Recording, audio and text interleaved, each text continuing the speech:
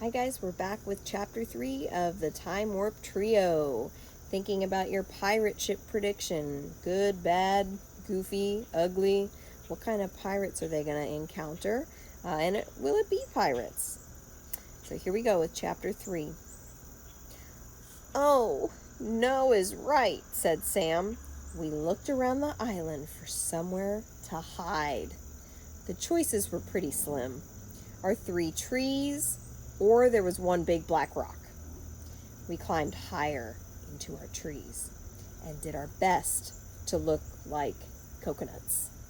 We couldn't see anything, but we could hear the splash of oars. Whoosh, whoosh, and we could hear bits of some truly awful singing. What do you do with a drunken pirate? What do you do with a drunken pirate? What do you do with a drunken pirate? Early in the morning. The small rowboat landed as I peeked through the leaves. 2 guys unloaded a chest. One was tall, the other was short. Both wore ragged pants and striped shirts. They were the ugliest and nastiest looking guys I have ever seen, until I saw the 3rd guy behind them. He was twice as big and twice as nasty looking. He was the one with the awful singing voice, and boy did he have a face to match it. Black hair stuck out everywhere. His black eyebrows and mustache bristled out front. Long black strands fell down his back, and a monstrous black beard with 4 pigtails braided and tied with ribbons on the ends fell down his chest. To top it all off, the whole mess was smoking. But the worst part about this guy was not his crazy hair or black outfit. The worst part was that he was equipped, just as Sam had predicted, with 4 pistols and 1 wicked-looking cutlass. Okay, let's stop right there. What is a cutlass? Because I've heard that word several times now. All right, some of you are yelling, it's like a sword. It's kind of like that. It's sort of like on a pirate costume, you might see that really curved sword, and that's what a cutlass is like. And we know a pistol is kind of like a weapon, like a gun. So that's what this pirate has. Now, any guesses on who this pirate may be? Some of you may know a little bit about famous pirates. And no, it's not from Pirates of the Caribbean, but that's a good try. At least you're thinking of making a connection with a movie you've seen that has pirates in it. And maybe you haven't seen that movie because it's a little older, but all right, well, let's find out. Bad luck, whispered Sam. I'll bet anything that's Blackbeard, and not the Walt Disney version. Who's Blackbeard? Whispered Fred from his tree. His real name was Edward Teach, said Sam. Some people say he was the craziest and meanest pirate of all time. Oh, said Fred. The 2 ragged guys staggered up the beach, lugging the chest between them. The giant black pirate counted off paces behind them. 18, 19, 20, 21, halt! They stopped right under our trees. Dig here, lads. We bury our treasure, and we 3 be the only ones who know about it, eh? Who says they don't treat me prisoners well? Have another tot of rum. The big guy pulled out a bottle of one of his deep pockets in his long coat. He took a swig and passed it around. The 2 prisoners drank. Then they started digging. The pirate leaned against my tree. The top of his 3-cornered hat was right below me. Something in his hair was fizzing and smoking, and it smelled terrible. I wiggled my nose as quietly as I could and tried not to think about sneezing. The pirate jabbed the sand with his cutlass. Then he started in with that singing again.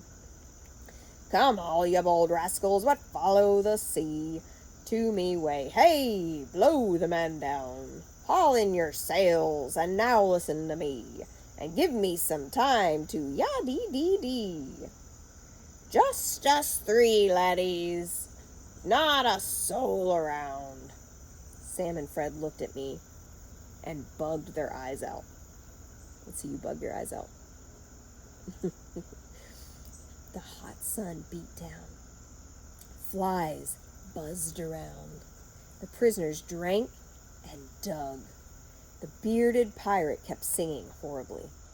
My foot, wedged behind a coconut, went to sleep. My arms felt like they were going next. Finally, after what seemed like hours, the two guys finished digging. The pirate slid his cutlass back in his belt. "Yar, mates! That be perfect. Now lower her in there slowly, slowly."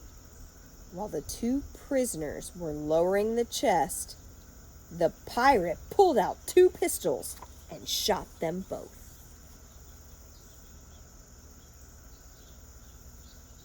So there's 3 pirates, 2 of them shot. So that leaves 1 more. The bodies and the treasure chest fell to the bottom of the hole with an ugly thud. The crazy pirate laughed and started croaking another song as he digged sand in the grave. 16 men on a dead man's chest. Yo, ho, ho, and a bottle of rum. Drink and the devil will do the rest. Yo, ho, ho, and a bottle of rum. A drop of sweat rolled off my nose and fell downward toward the singing pirate. It landed on his hat. I closed my eyes and held my breath. He stood up, looked around, and said, "Just us 3, lads. Guard our secret well. Ha, ha, ha." And then he turned to go. That's when the fly decided to land on Fred's nose. Fred wrinkled his nose. He blinked, shook his head. The fly flew. Zzz. Fred's Met's cap slid right off his head, spinning down, down, down, until it landed with an awful plop right at the toe of the pirate's big black boot. He froze. He looked at the hat. Then he looked slowly up, up, up the trunk of my tree. Our eyes met, and my heart went numb as my foot. The black pirate growled and grinned a crazy smile. I swear I saw his eyes flashing red. Then he pulled out 2 pistols, aimed, and fired. Pow, pow. That's the end of chapter 3. So I want you to picture this. The boys are up in the tree, and the pirate, Blackbeard, is down on the ground, and that hat falls. And it's kind of like if you've ever done something maybe naughty at school in the past, or maybe at your house, or when you were not supposed to be doing something bad and you get caught, and the person catches you and you see, you make eyes with them. A lot of times this has happened to kids before, that the teacher's giving them a look of like their teacher's seeing what they're doing, and so they give you that frozen look. It's kind of like that. The boys, Joe especially, he meets eyes with Blackbeard.